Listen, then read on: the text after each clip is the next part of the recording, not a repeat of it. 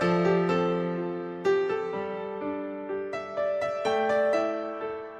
guys, welcome back to my video. So ഇന്ന് നമ്മൾ പോകുന്നത് പുതിയൊരു വീഡിയോയിലേക്കാണ്.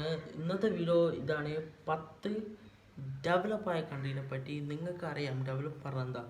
അറിയാമെങ്കിൽ ഞാൻ പറഞ്ഞ ഡെവലപ്പ് പറഞ്ഞാൽ ഓരോ കൺട്രിയിൽ അവിടുത്തെ ആൾക്കാർക്ക് ഒരു ബുദ്ധിമുട്ട്, പൈസക്കോ ഒന്നിനും ബുദ്ധിമുട്ടില്ല, ഫുൾ ആറാട്ട് കളിയായിട്ട് പൈസ കൊണ്ട് ഭക്ഷണത്തിനോ ഒരു സാമൂഹികമായ ഒരു പൈസൻ്റെ വിഷയമില്ലാത്ത ഒരു രാജ്യത്തിന് നമ്മൾ പറയാം ഡെവലപ്ഡ് കൺട്രി. അങ്ങനത്തെ 8 രാജ്യങ്ങളുണ്ട് ലോകത്ത്. 11 രാജ്യങ്ങളുണ്ട്. പക്ഷേ ഇതിൽ ഞാൻ 8 രാജ്യങ്ങൾ കാണിക്കുള്ളൂ, അതിലെനിക്ക് അറിയുന്നത് മാത്രം. അപ്പം നിങ്ങൾ എല്ലാവരും ചെയ്യേണ്ടത് ഇതാണ്: സബ്സ്ക്രൈബ് ചെയ്യുക, ലൈക്ക് ചെയ്യുക, കമൻറ്റ് ചെയ്യുക. അപ്പോൾ പുതിയ വീഡിയോ വരുന്നവരെ നിങ്ങൾക്ക് കാത്തിക്കാം. എല്ലാ മൺഡേയും പോസ്റ്റ് ചെയ്യുന്നതാണ് പുതിയ വീഡിയോസ്. നേരെ വീഡിയോയിലേക്ക് പോവാം.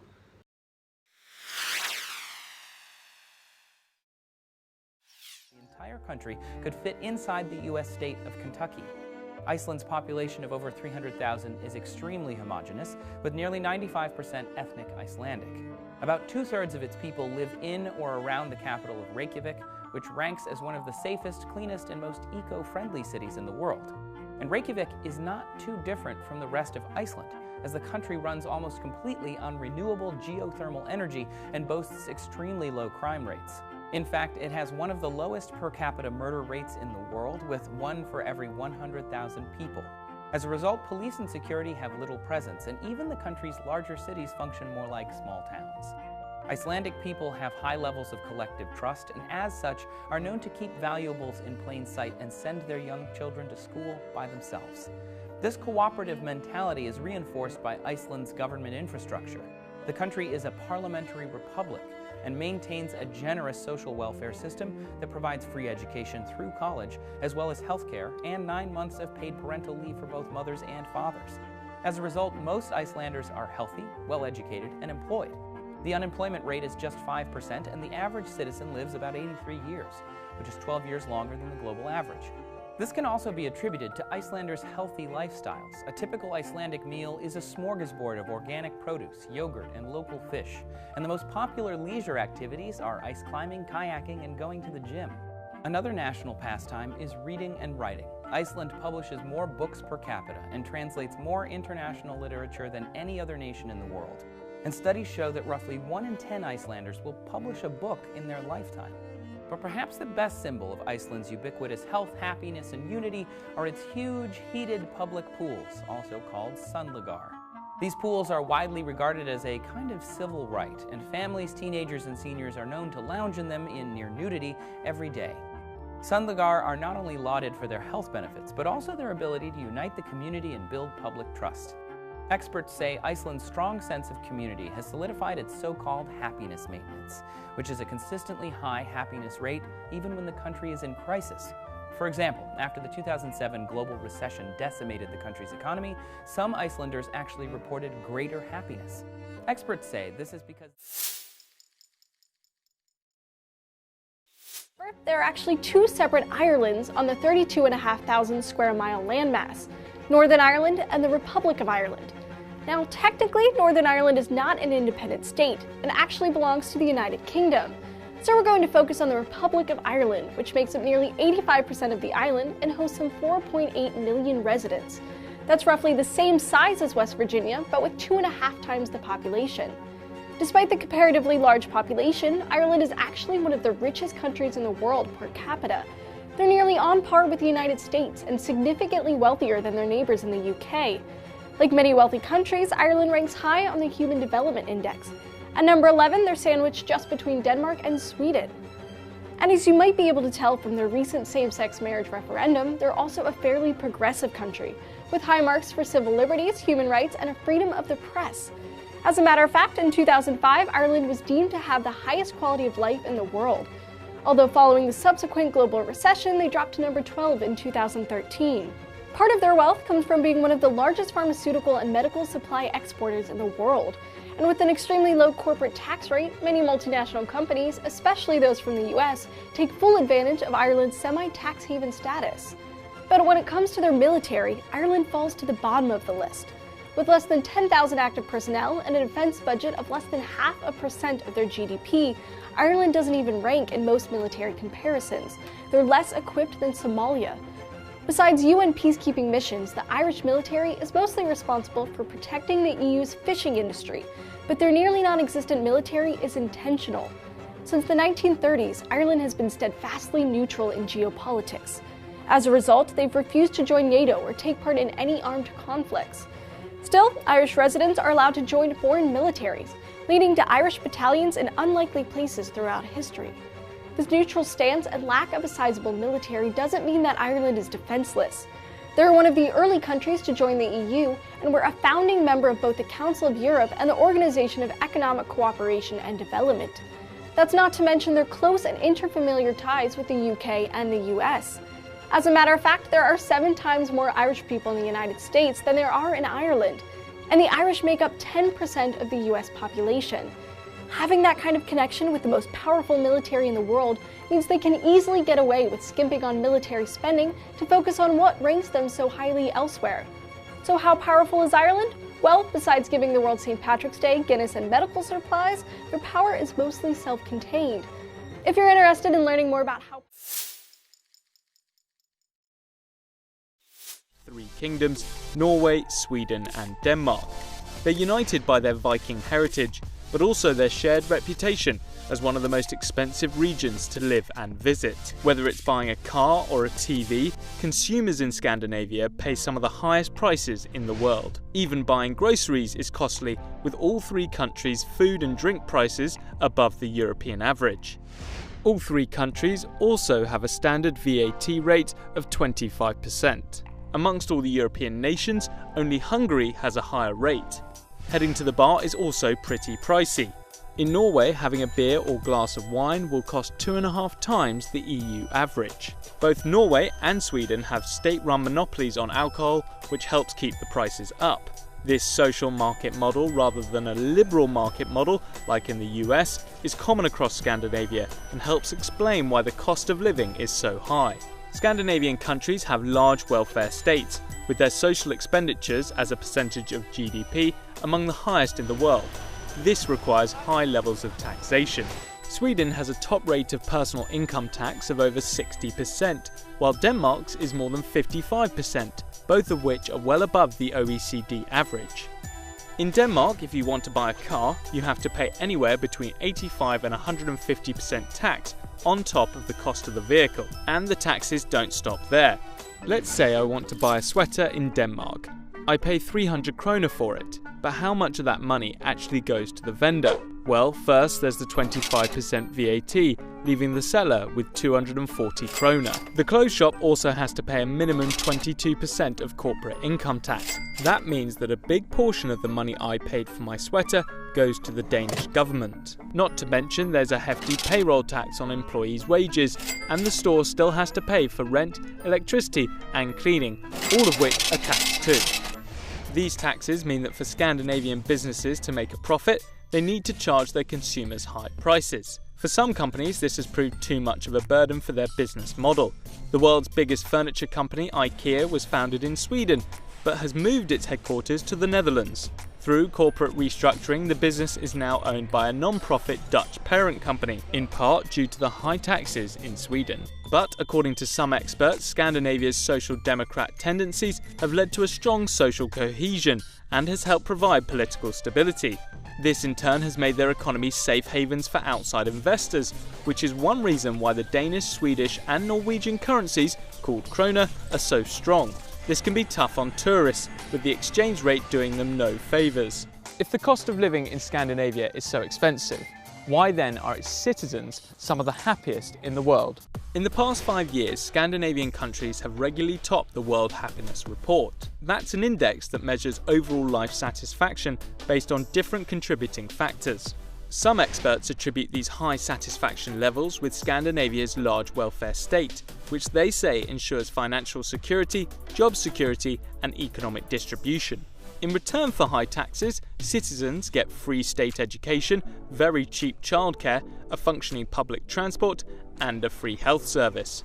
But a large and expensive social welfare state doesn't necessarily mean the best. For example, Norway is the only Scandinavian country that ranks in the top 10 for adult education levels amongst OECD countries. And yet, conditions, Norway has extremely robust workers' protections, meaning that social issues like working extremely long hours or people needing second jobs to support themselves is very rare. In fact, the OECD Better Life Index notes that only 3% of employees work very long hours when compared to the OECD average of 11% or the American average of 33%. All of this contributes to the citizens of Norway being some of the happiest in the world, despite their country looking like this for half the year. So, what is their secret? Norway, by all standards, should be the model that most citizens would want to replicate in their own countries. So, why haven't other countries adopted similar economic policies to those in Norway? Is this country just a lucky outlier, or could this success be replicated in other economies around the world? Well, the truth is that Norway wasn't always this prosperous. This is Norway in the 1960s.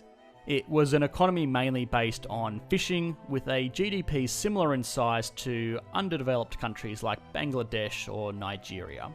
Now, in fairness, Norway's population was and still is far smaller than these other countries, and the average Norwegian back then had a quality of life similar to their European neighbours in Spain or Greece. But Norway in the 1960s was still a far cry from the economic powerhouse it is today. This all started to change though in May of 1963, when the Norwegian government asserted sovereign rights over natural resources in this area of the North Sea. This was basically the government saying that this ocean here, this is ours now. Oh, if we happen to find any oil here, that's ours too.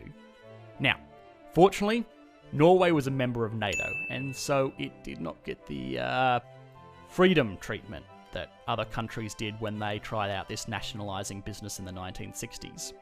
But 6 years later, in 1969, a ship called the Ocean Viking struck oil in the North Sea, and from that, oil production in the region exploded, because they found a lot of oil. Like a lot. Like 1.6 million barrels a day a lot. This meant that in the mid-1970s, Norway produced more oil per capita than any other country in the world. And even today, it is only beaten out by Kuwait, the United Arab Emirates, and Saudi Arabia. Now, I know what you are thinking, and no. This is not a story about another country that just got rich off oil and now everybody in the country is living like a freshly signed NFL player. It is actually the opposite. Rather than getting drunk off the oil wealth they had discovered, the Norwegian government was very prudent with the revenue from these finite resources. The oil boom caused Norway's GDP to grow over 5 times in the 1970s, growing from $12 billion to $65 billion in this period.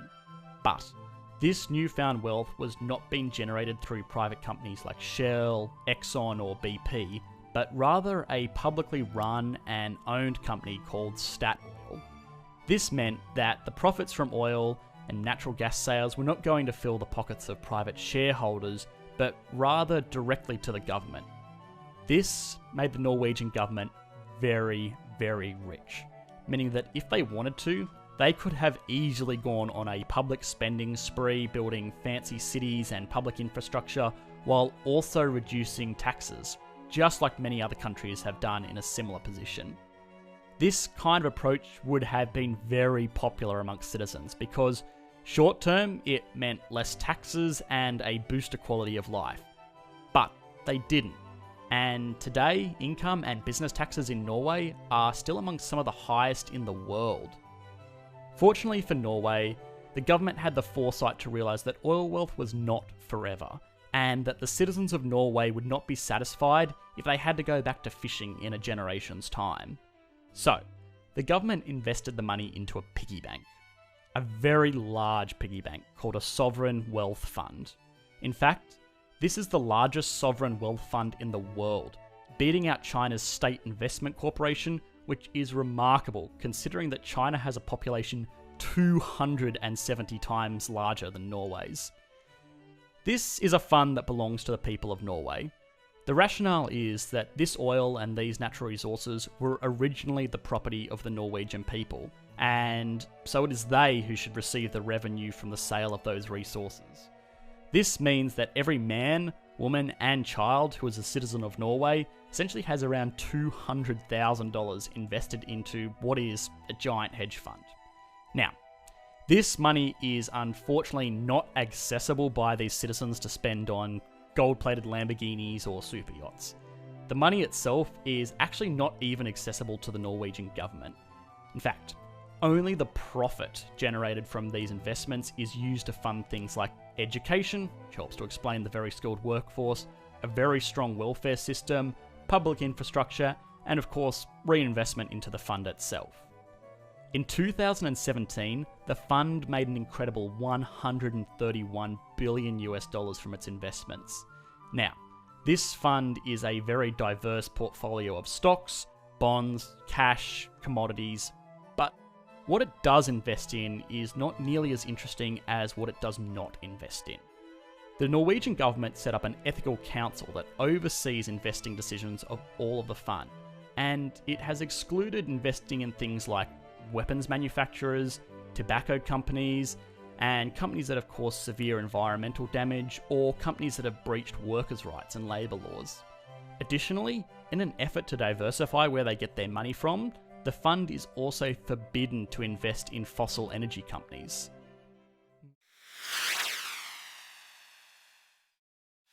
New ways for the marketing of local products, and it also contributed to creating a pool of middle managers, architects, demand for engineers, and skilled labor.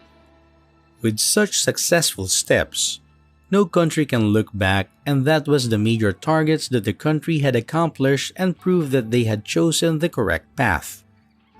It is the way a resident can get a better standard of living. Without hard work, no success is possible. They are the most hard-working race with the most successful initiatives, and the steps that were unidle to make the growth speed at its maximum level. The best contributor to the growth was Deutschmark, which was introduced in 1871, and the new monetary coinage was backed by the gold. But it could not become successful, and later silver coins were introduced. The rise of economy. The economy considers itself as the bridge between industry-specific product and the latest university insights, and also by the research and development work carried out by the country within their domestic laboratories. It is rich in timber, salt, copper, nickel, uranium, potash, and natural gases. The energy of the country is sourced from 50% fossil fuel, and rest by nuclear power, gas, wind, biomass, hydro, and solar. It is the largest producer of wind turbines, and renewables now produce 27% of the total electricity consumed by the country. The balance between the available resources and the imported goods is the greatest contribution in the rise of the economy, and these results are evident above the consistency of the rise that will be seen by the country at the global level. The growth of the country was evident, and the best part is technology has a long record to have these developments recorded in the various forms. A major contributor to the rise was the service sector, and this has been the leader among all the factors that contributed to the growth of the country's economy. The special aspects of it. West Germany became the miracle economy in the 1950s and 1960s, which was triggered by a newly modernized economy under the guidance of a strict Chancellor Konrad Adenauer, along with his ministry and panel of ministers, which included the economics minister as Ludwig Erhard and was aided by Marshall Plan. The country is the founding member of the European Union and Eurozone. In 2016, It created and achieved the milestone of the highest trade surplus worldwide, which was worth $310 billion US, and it became the biggest capital exporter on the global stage. It is the fastest growing economy in Europe, with a manufacturing sector which is the greatest contributor and is less likely to be affected by the financial downtime felt by the world at the same point in time. In 2017, the country was recognized as International Monetary Fund, and it is considered as the greatest achievement for the country and reflects its great growth, which is evident on the world levels. Many developing countries look up to Germany in terms of growth opportunity and to learn how to bridge the gap between developing and developed country. It has been a long way covered by the country and its people. Their hard work is speaking a very loud voice, and the same is really appreciable, as this has proved that the country is contributing by providing an export opportunity to other nations by importing various items that are majorly produced by developing countries. Present status. Currently, it is the largest economy with $3.65 trillion as its approximate GDP, and for contributing this wide amount, the country is regarded as the individual economy to contribute the most to the European group countries on the global platform. It is ranked as fourth on the worldwide level as the fourth economy among the others. The GDP per capita of the country in 2017 was $44,184, with a growth accounted for 1.8%, and its per capita was ranked as fourth. The division